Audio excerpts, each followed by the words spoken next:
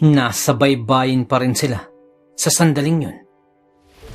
Pero mag-isa na lamang si Quiroga sapagkat nagpaalam si Miranda na hahanap ng makakain sa nakapalibot na gubat. Ilang sandali pa ay dumating si Miranda na may dalang iba't ibang uri ng prutas na mga bunga ng punong kahoy. Pinagsaluhan nila yun at hanggang sa matapos silang kumain, hindi mapigilan ni Quiroga na magtanong at hingin ang opinyon ng dalaga. Sa tingin mo ba, totoong sinasabi ng lalaki na yung kanina? Tanong ni Quiroga. Naniniwala ka ba sa kanya? Balik na tanong ni Miranda na nagpatahimik kay Quiroga. Napabuntong hininga naman si Quiroga at napahiga sa buhangin. Tumitig sa kalangitang unti-unting kinain ng dilim. Sa mga oras na yun, wala siyang maisip kung hindi ang pagkalito sa mga kaganapan. Muli niyang hinugot ang bato mula sa kanyang bulsa at nabaling ang pansin dito. Ikaw ang nakasaad sa propesiya, Quiroga. Pangalan mo ang nakasulat sa librong pula. Kaya walang ibang magmamay-ari ng espada at ng bato kung hindi ikaw lamang. Pangungumbinsin ni Miranda sa nagugulang isip ni Quiroga. Kinumbinsin niya ang binata hanggang sa hindi na ito mag-isip ng ikapanghihina ng loob nito. At nasa alanganin pa silang sitwasyon. Ngunit mukhang nilamon na ng pagdududa si Quiroga. Paano kung kapangalan ko lamang yun? At hindi talaga akong Quiroga na nabanggit? Paano kung may ibang Quiroga na siyang tunay na nagmamay-ari ng bato? Ang Quiroga na siyang pinakahihintay ng mundo. Quiroga na kapangalan ko at hindi ako. Banggit pa ni Quiroga. Napahugot ng malalim ang hininga ni Miranda at magsasalita na sana nang may kung sinong sumabat. Tumpak! Mabuti naman at sa wakas ay nakuha mong matukoy ang katotohanan. Sa puntong ito, hindi ko na kailangan pa magpaliwanag. Napalingon parehas sina Quiroga at Miranda sa kanilang likuran. At mula ron, sa lilim ng malaking puno, nakita nilang muli ang lalaking apoy. Nakadikwatro pa ito ng upo at bumubuga ng usok mula sa hinihitit nito na animoy sigarilyo. Napatayo silang parehas at naging alerto si Miranda na agad namang dumampot ng sangang kanina pa dala-dala nito.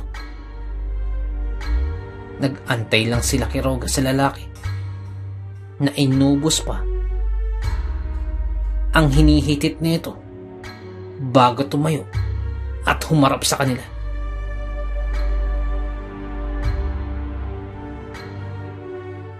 Ako si Quiroga, ang tagapagligtas na nakasaad sa propesiya. Pangalang nakasulat sa librong pula. Ang tagapagligtas na nagmamayari ng mahiwagang batong pula. Ang tagapagligtas na pupuksa kay Saturno. Pagpapakilala ng lalaki na bahagya pang yumuko sa harapan ni Quiroga at Miranda. At mas lalong nakumbinsi si Quiroga nang ipakita rin nito ang balikat na may markang pula katulad ng sa kanya. Ngayon ay maging si Miranda ay naguguluhan na at nagulat sa katotohanang tumambad sa kanilang harapan. Nagpalipat-lipat na lamang ang paningin ni Miranda sa dalawang Quiroga. Naabot tanaw niya. Biglang pumagitna ang nakabibinging katahimikan sa pagitan ng tatlo.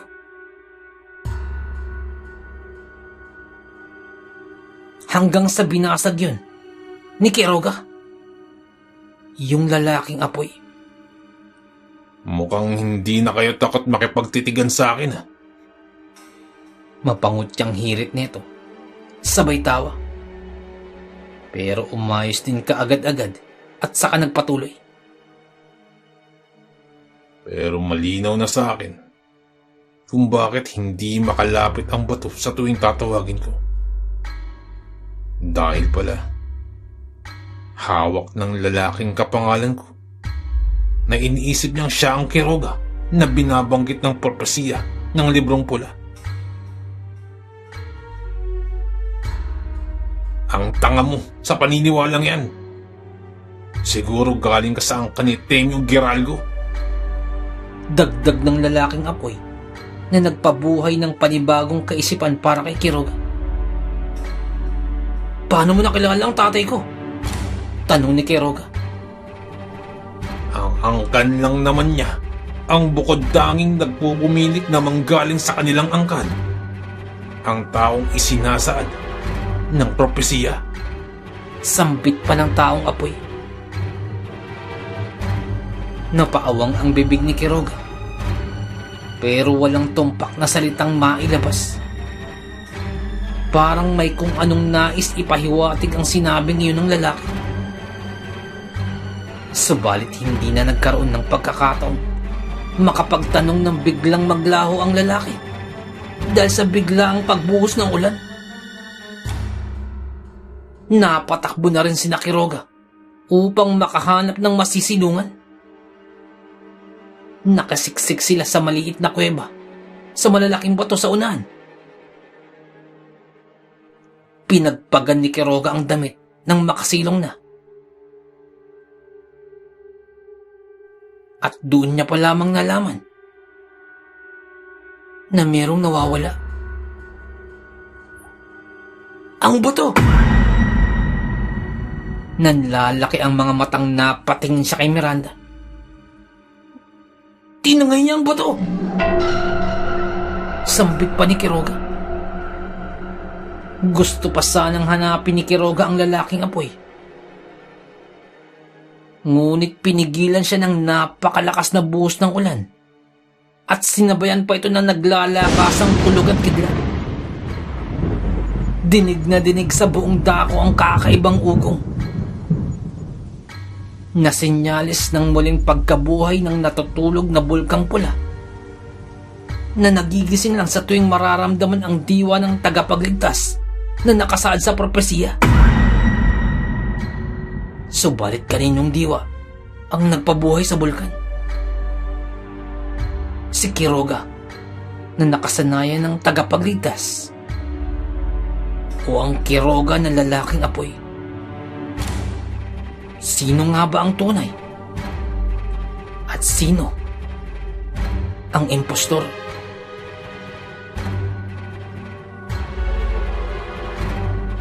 Matapos humagupit ang unos, ay nagbalik naman sa normal ang paligid. Lumakad na sina Miranda at Quiroga. Binaybay ang kawalan habang patuloy na naguguluhan sa nangyayari. Lakad lamang sila ng lakad hanggang marating ang pinakadulo ng inaapakang isla. Wala na silang ibang natatanaw kung hindi ang malawak na karagatan at ang naghahampasan na naglalakihang alon. Bagsak ang balikat ni Quiroga na napaupo sa gilid. Napayuko na lamang at walang imik. Isang buntong hininga naman ang pinakawalan ni Miranda at napaupo na rin sa nagkukumpulang bato na inaabot ng alon. Hindi na muna niya kinausap si Quiroga sapagkat batid niyang hindi pa maayos ang isipan at damdamin ng binata. Lalo pat maraming palais pang dumating sa buhay nito ngayon lamang. Sa paglipas ng napakahabang katahimikan sa pagitan nilang dalawa, napagpasya ni Miranda na basagin na yun at kumbinsin si Quiroga na hanapin ang isa pang Quiroga upang bawiin ang nararapat na sa kanya. Ngunit ang binata ay tila tanggap na at parang alam na niya na walang katiyakan ang kanyang kapalaran. Papaubaya ako na sa kanya, Miranda. Babalik na lamang ako sa amin. Uuwi ako kay Tatay Temyo. Malungkot na sambit ni Quiroga at hindi makatingin kay Miranda. Isang buntong hininga ulit ang pinakawalan ni Miranda at pilit niyang kinumbinsi si Quiroga. Subalit ayaw na talaga ng binata. Sinermonan ito ni Miranda. Pinagsabihan, pinaalalahanan, at kung ano-ano pang sinabi ng dalaga upang manumbalik ang lakas at interes ni Quiroga. Ngunit, mukhang nilamon na ng pagsuko ang kabuuan ni Quiroga. Wala nang nagawa pa si Miranda kung hindi ang maupo ulit at manahimik. Ilang sandali lang. Nagulantang ang banayad na hampas ng hangin at kaagad-agad na napatayo sina Miranda at Quiroga sa biglaang paglitaw ng hindi mabilang-bilang na maitim na figura. Mga kampo ni Saturno. Napako naman ang paningin ni Quiroga sa kalaban na bagong dating pa lamang. Si Higor. Naalerto sila ni Miranda. Subalit, kinakabahan sa kabilang banda sapagkat wala ang espada at mukhang malalagay sila sa alanganin. Lalo pat mukhang uusbong ang labanan sa pagitan nila. Sumilay ng ngiti si Higor nang mapansin niya ang reaksyon ni Quiroga. Naging kampante rin siya, lalo pat hindi niya maramdaman ang diwa ng mahiwagang pulang bato. Nang walang sinayang na sandali, nagbigay hudyat siya sa kanyang mga kasama na sugurin ang dalawa. Agad-agad na sumunod ang kawan nito at kanya-kanya na sa pag-atake. Sa kabilang banda naman, ay matagal bago nakakilos si Quiroga. Si Miranda naman ay nagmamadaling dumampot ng naglalakihang bato at ipinagbabato sa mga kalabang papalapit. Nakakilos lamang si Quiroga ng malapit ng mga kalaban. Wala na siyang ibang pagpipilian pa kung hindi labanan ang mga ito gamit ang kamao, lakas at liksi. Mabuti na lamang at katulad niyang tao ang mga kalaban. Mga mamamayan na isinuko ang sarili kay Saturno upang hindi na maipit sa kaguluhan. At sa halip ay sila ang maatasang wasakin ng minamahal na bayan. Espada lamang ang gamit ng mga ito. Kaya naman hindi gaanong nabahala si Quiroga sapagkat kaya niya itong labanan. Ganon din naman si Miranda na may kaalaman din pagdating sa ganitong klaseng pakikipaglaban. Hindi maipagkakaila dahil kita naman sa kanilang tindig na marunong silang lumaban.